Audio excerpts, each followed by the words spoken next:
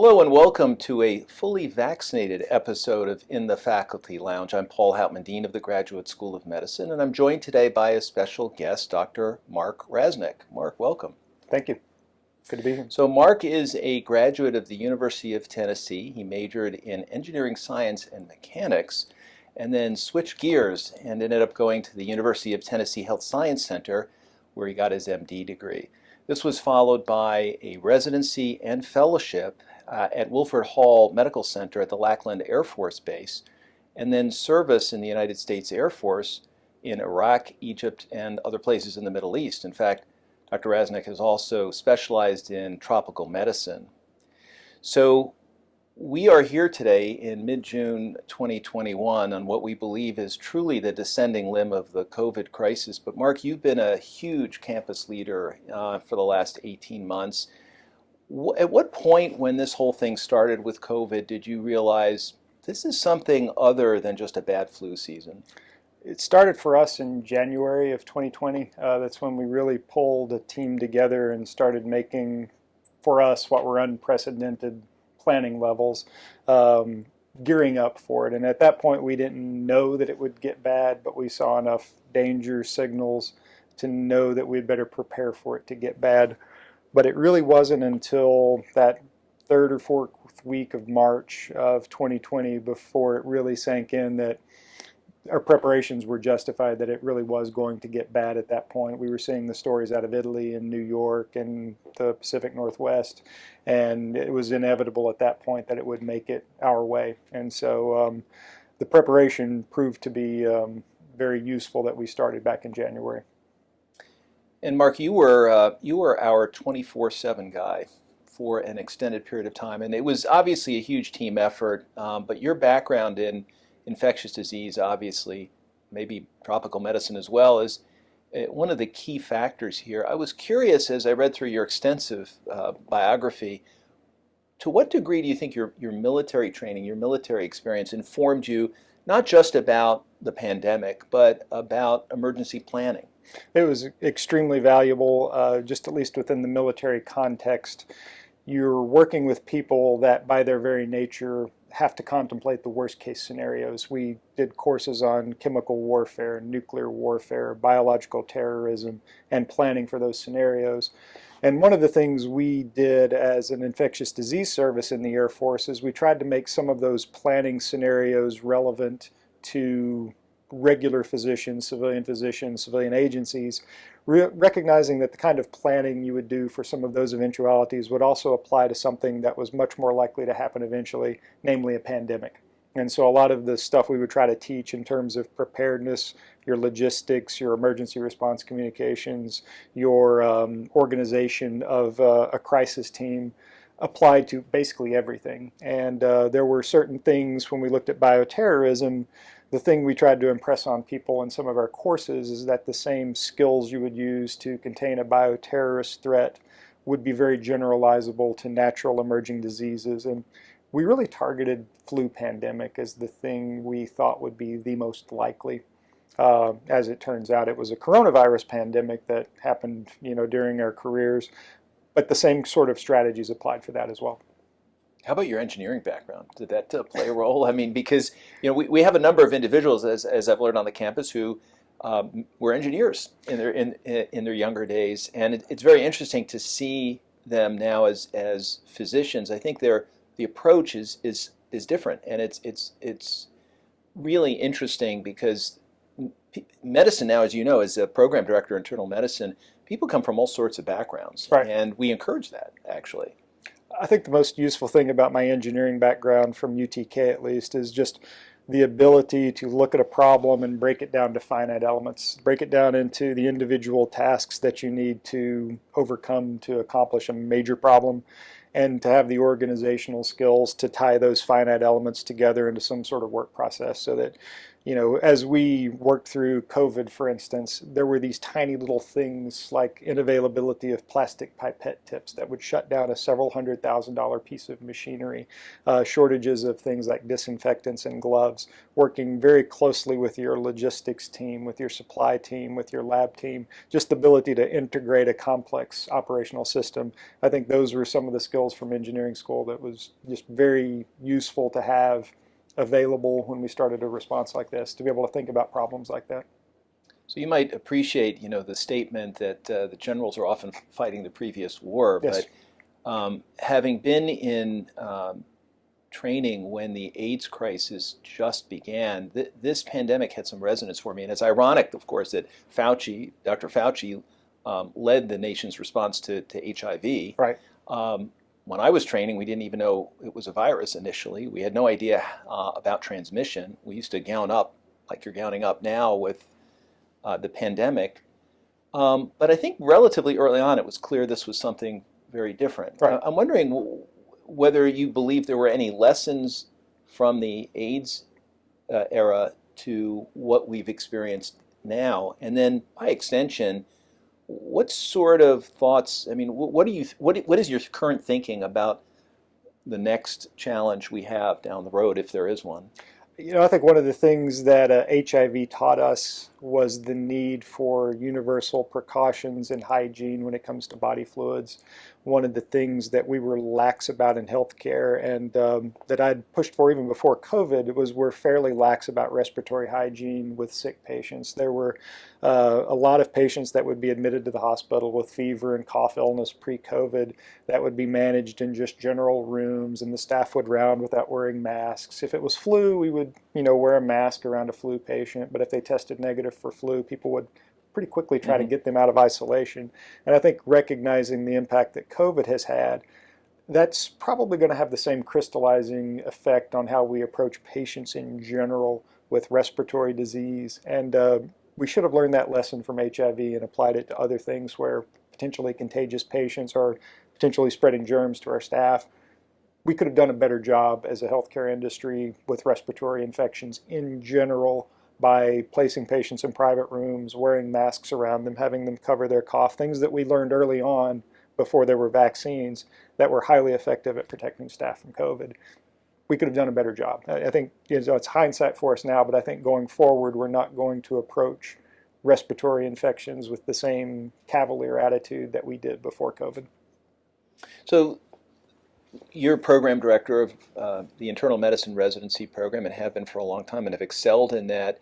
Well, the reach of this pandemic was remarkable. I mean, certainly impacted medical education. Mm-hmm. Maybe just summarize how you dealt with it, the impact it had on our trainees, and whether there are lessons there for us to prepare better.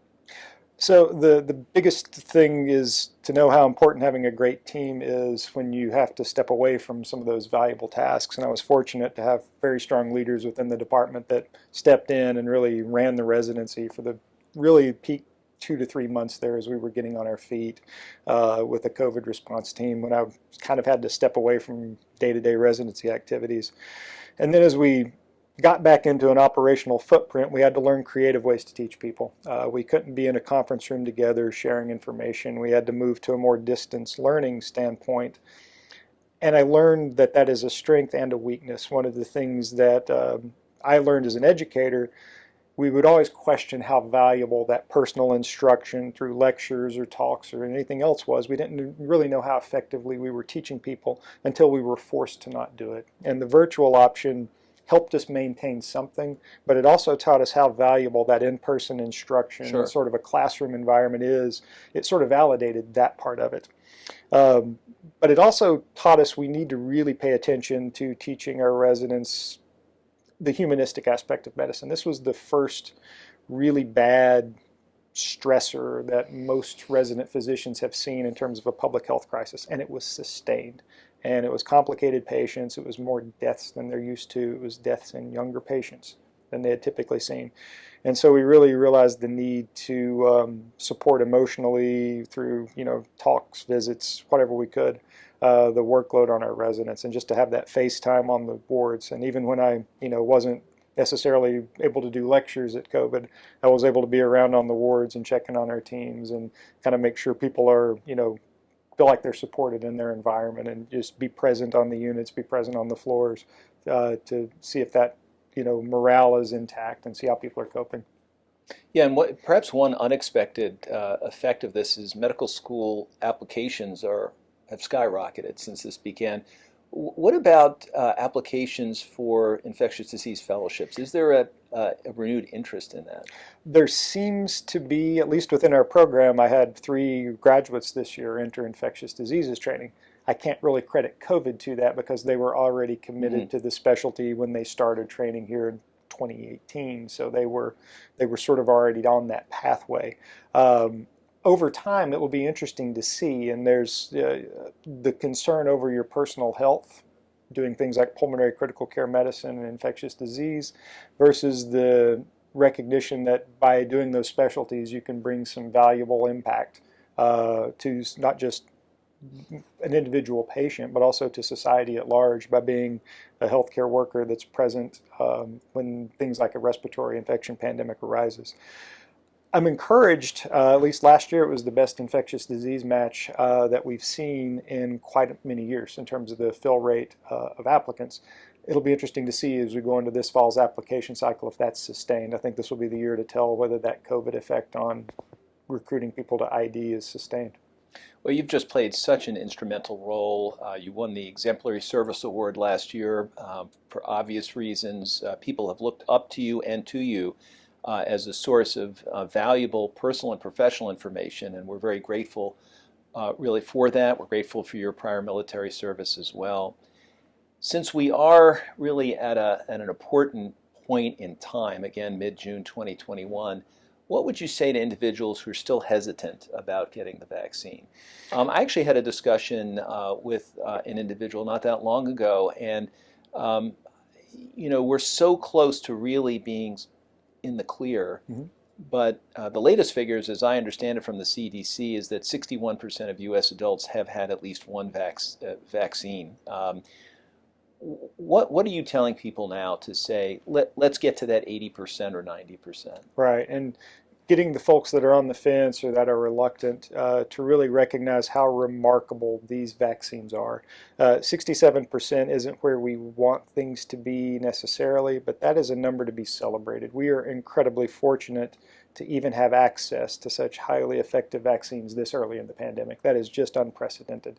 And then as time goes on, we not only see how effective these vaccines are in the short term, we see that it's providing sustained protection for individuals. There are breakthrough cases. They're generally mild. We're still seeing devastating cases of COVID in unvaccinated individuals that lead to death. The threat is still there, and our numbers are way down, but they're not necessarily going to stay down as the summer moves into fall and winter if we don't have a good baseline of immune population to avoid catching it again. Respiratory viruses tend to come back in the fall and winter, so it's a good time now, but we're not out of the woods. The other thing I would tell people is the effectiveness of these vaccines for COVID are as high as we've seen with just about any other vaccine product. To the ability to get 90 to 95% protection from a vaccine, we just don't see that with too many widely accepted vaccines that we use for other things, like the flu vaccine or the pneumonia vaccine. Those are nowhere near 90% effective. They still save a lot of lives. They're still valuable, but it's almost miraculous, and it's really a testament to the researchers that spent 15 to 20 years developing mRNA vaccine technology, and it just happened to be mature at just the right time for this pandemic. If we hadn't had that mRNA vaccine technology, we would still be in a lot of trouble right now. And it's just very fortunate that we have these tools available to use and that we got them so early. You mentioned the HIV epidemic earlier. With HIV, from the time the infection arose until we had a diagnostic test was many, many years, and we still don't have a vaccine for that virus. As opposed to this, the biotechnology acceleration with COVID has been phenomenal, and we're just incredibly fortunate. My phone notified me earlier today that this is the 6-month to the day anniversary of UT receiving its first COVID vaccine shipment. We were unboxing. Congratulations. Well, there is a parallel too with that I draw with the polio vaccine. You know, the tragedy that people were infected a month, weeks before that vaccine was released, and it changed those individuals' lives forever. And so, you know, timing really is everything. Timing is everything. So before we conclude, what we like to do sometimes in the faculty lounge is to get personal. So I noticed that you have a woodworking hobby. Yes. Tell us something about that. I grew up working with my grandfather in his wood shop. I had to travel to the hospital to get sutures. It probably started my healthcare interest as being a recipient of medical care a few times at a young age, running with a table saw. But I persisted at it, and it really gives me an outlet for, I'm not artistic in terms of painting or drawing, but it's kind of the artistic outlet for an engineer, is to be able to look at a beautiful design and, machine a product to, very detailed specifications. And I love building furniture, and it just provides me a lot of joy to put a project together and be able to present my wife every year with something else to add to our home that's, very personal to us. And it's a good outlet. That's wonderful. And again, thank you for everything you've done and will continue to do.